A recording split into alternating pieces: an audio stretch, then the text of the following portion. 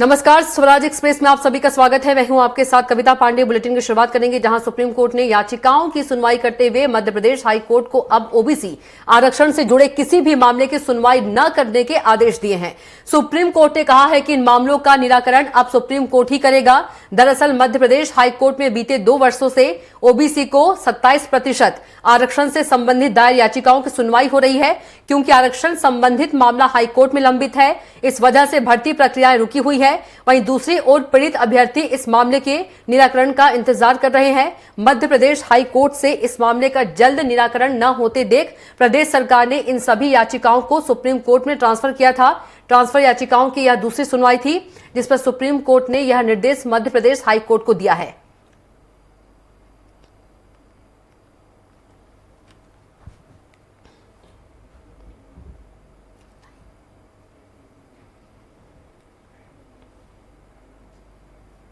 और सीधे चलेंगे जहां भारत सरकार की पीएम मित्र योजना के आयोजित इन्वेस्टर्स मीट में सम्मिलित होते मुख्यमंत्री योगी आदित्यनाथ। यहां पर सिंगल विंडो को प्रभावी ढंग से लागू किया है और देश का सबसे बड़ा सिंगल विंडो का प्लेटफॉर्म निवेश मित्र के नाम पर उत्तर प्रदेश में है, जिसके माध्यम से हम 500 से अधिक क्लियरेंस एक प्लेटफॉर्म पर उपलब्ध करवाने का कार्य कर रहे हैं। एमओयू मॉनिटरिंग के लिए भी निवेश सारथी का उपयोग करते हुए हम इस प्रक्रिया को आगे बढ़ा रहे हैं। नियमित रूप से कहीं भी कोई प्रक्रिया अपनानी हो, सीनियर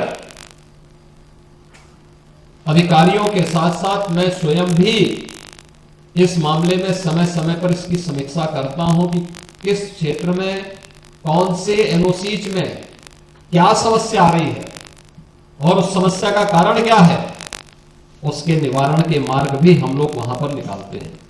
और मुझे अच्छा लगा कि यहां पर आज जिन लोगों ने यहां पे पहले उत्तर प्रदेश की अलग अलग पॉलिसीज में यहां पे निवेश किए थे, उन्हें आज यहां पर 2017 की पॉलिसी के अंतर्गत जो निवेश हुआ था श्री अमर तुलसियान का 9 लिमिटेड गोरखपुर से, उनको भी, और श्री रजत जयपुरिया ये राजलक्ष्मी कॉटन मिल्स एक गौतम बुद्ध नगर से, इन्हें इनका इंसेंटिव भी यहां पर आज वितरित हुआ है। ऐसे सैकड़ों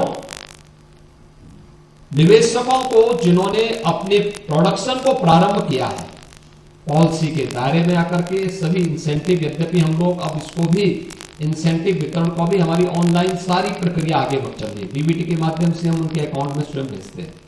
लेकिन मैंने भी बार बार कहा है कि जब हम कोई आयोजन करते हैं तो उस कार्यक्रम के माध्यम से मंच पर अपने निवेशक का हम सम्मान करें, मंच पर उनको बुला करके, जिससे किसी को भी विश्वास हो कि एक औपचारिकता नहीं, केवल पॉलिसी में घोषणा यह एक औपचारिक नहीं होती है, बल्कि उसका क्रियान्वयन भी ईमानदारी के साथ हो रहा है।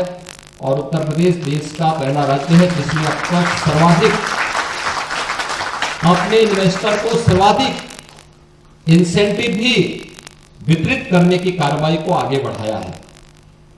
ऐसे ही यहां पे लेटर ऑफ इंटेंट भी यहां पे जारी किए गए हैं। आपने देखा होगा यहां पर हम लोगों ने भी उस कार्यक्रम के साथ भी जुड़े हैं। और 2022 के जो पॉलिसी के दायरे में जिन लोगों ने यहां उत्तर प्रदेश में, जिन निवेशकों ने उत्तर प्रदेश में अपने निवेश किए थे टेक्सटाइल के फील्ड में, उनको हम लोगों ने यहां पर अपना उनके भी इंसेंटिव अभी यहां पर वितरित हुए हैं। यानी हम लोगों ने जो कहा वह करके दिखाया है। उत्तर प्रदेश टेक्सटाइल के एक बेहतरीन हब के रूप में स्थापित हो सकता है, यह आज कोई नई बात नहीं। याद रखना, जितनी प्राचीन सभ्यता और संस्कृति होगी उतने ही प्राचीन समय से वहां पे वस्त्र उद्योग की संभावनाएं रही होंगी। दुनिया की सबसे प्राचीन नगरी के रूप में उत्तर प्रदेश की 2 प्राचीन आध्यात्मिक नगरी काशी और अयोध्या सबकी निगाहों में होगी। हजारों वर्षों का जिनका अपना एक इतिहास है, स्वाभाविक रूप से ये नगरी केवल एक आध्यात्मिक चिंतन की आधार नहीं थी। ये जितने भी हमारे प्राचीन आध्यात्मिक स्थल थे, ये केवल संस्कृति की विशेष आगे नहीं बढ़ी थी, बल्कि उन्होंने समृद्धि को नई ऊंचाई तक पहुंचाने में योगदान दिया था। और आप देखते होंगे उसने या उसके सटे हुए क्षेत्र में टेक्सटाइल की अनंत संभावनाएं पहले से छुपी रही है।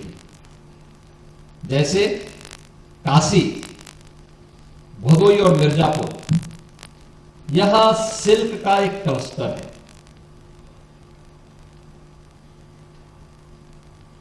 वाराणसी साड़ी, कौन से ऐसे भारतीय परिवार होंगे जिन परिवारों में किसी भी मांगलिक कार्यक्रम में वाराणसी की साड़ी लोगों की पसंद न बनती हो।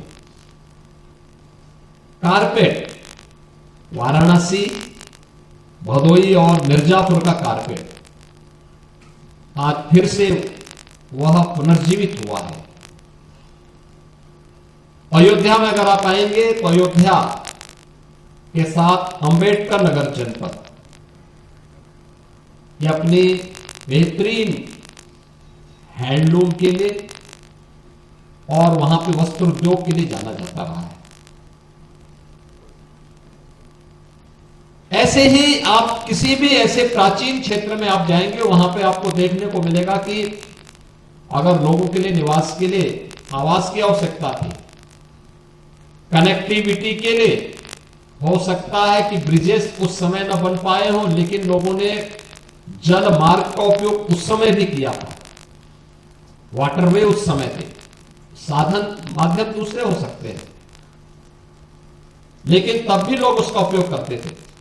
ऐसे ही उत्तर प्रदेश के अंदर अलग अलग क्षेत्रों में आप देख सकते हैं। हम लोग देखते हैं गोरखपुर में, संत कबीर नगर में, आजमगढ़ में, मुबारकपुर में आज भी टेक्सटाइल का एक बहुत बड़ा केंद्र है। मऊ के अंदर हैंडलूम का बहुत अच्छा कार्य है। ऐसे ही लखनऊ के अंदर सैकड़ों वर्षों से पुराने घरों में चिकन कारीगरी का कार्य बेहतरीन तरीके से होता है। और आज जब हम लोगों ने वन डिस्ट्रिक्ट वन प्रोडक्ट की अपनी एक पॉलिसी यहां प्रदेश के अंदर लागू की और उस कार्यक्रम के अंतर्गत इसको थोड़ा भी प्रोत्साहित किया, परिणाम क्या आया कि आज इनके पास जितना ऑर्डर इनको मिलता है उतना ही सप्लाई नहीं कर पाते। इसका मतलब संभावनाएं इसमें बहुत कुछ है। हां, घर घर में होता है, महिलाएं जुड़ी हुई है। अगर आप पश्चिम की तरफ जाएंगे तो पश्चिम में पिलखुआ की चर्चा हुई थी, मेरठ की चर्चा हुई थी, अन्य क्षेत्रों में भी अनंत संभावना इसमें है। और इसीलिए सरकार ने तय किया है कि उत्तर प्रदेश के अंदर यह केवल लखनऊ में यह इंटीग्रेटेड टेक्सटाइल पार्क ही नहीं बनेगा, बल्कि इसके बाद इसके एक्सटेंशन सेंटर के रूप में 10 नए पार्क राज्य सरकार अपने स्तर पर प्रदेश के अंदर अलग अलग स्थानों पर स्थापित करेगी और संत कबीर दास के नाम पर हम इसे आगे बढ़ाएंगे। टेक्सटाइल के साथ साथ लेदर के भी जो नए क्लस्टर विकसित हो सकते हैं, 2 नए लेदर पार्क संत रविदास के नाम पर हम उत्तर प्रदेश के अंदर इसके साथ ही विकसित करने जा रहे हैं। यानी ये उत्तर प्रदेश की इन संभावनाओं को आगे बढ़ाता है और इन कार्यक्रमों को हम आगे बढ़ाने के लिए पूरी तरीके से इन कार्यक्रमों के साथ जुड़े हुए हैं। और मुझे प्रसन्नता है कि आज Uttar Pradesh handloom, powerloom, silk, textile और गारमेंटिंग की जो हमारी 2017 की पॉलिसी थी, उसके अंतर्गत जिन निवेशकों ने यहां निवेश किया था, ऐसे 80 इन्वेस्टर थे जिनको आज 210 करोड़ रुपए का इंसेंटिव वितरित हो रहा है, जिनमें हमने 2 लोगों को यहां पर किया है। और 2000 पॉलिसी के अंतर्गत ऐसे 44 इन्वेस्टर थे जिनको आज हम लोगों ने 768 करोड़ रुपए की परियोजनाओं के लिए लेटर ऑफ कंफर्ट जारी किया है। और 2022 की पॉलिसी के अंतर्गत 8 करोड़ रुपए का यहां पर हम लोगों ने उन्हें उनका इंसेंटिव भी वितरित किया है। पीएम मित्रा पार्क के लिए 700 करोड़ रुपए के 2 एमओयू भी यहां पर आज एक्सचेंज हुए हैं। पीएम मित्रा पार्क के बारे में जो आदरणीय प्रधानमंत्री जी ने यहां पहले ही बात कही थी कि हम लोग इसको 5F से जोड़ेंगे, यानी farm to fibre, fibre to factory, factory to fashion और फैशन टू फॉरेन, यानी हम इसको एक्सपोर्ट भी कर सकते हैं।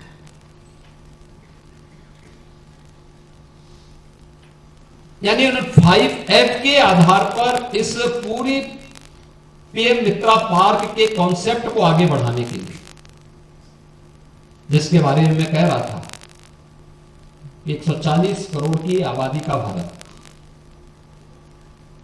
और टेक्सटाइल की कोई ऐसी इंटरनेशनल ब्रांड जो दुनिया के अंदर छा जा रही हो, उसको तैयार करने का एक अवसर।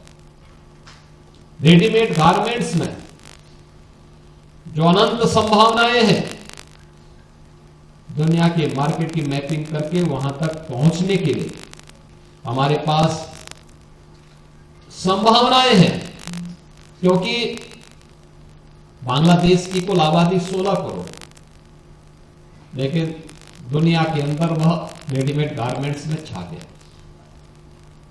140 करोड़ का भारत इस दिशा में आगे क्यों नहीं बढ़ सकता? एक बड़ी आबादी ऐसे जिसके हाथ को कार्य चाहिए, लेकिन उसको रास्ता दिखाने वाला तो कोई हो,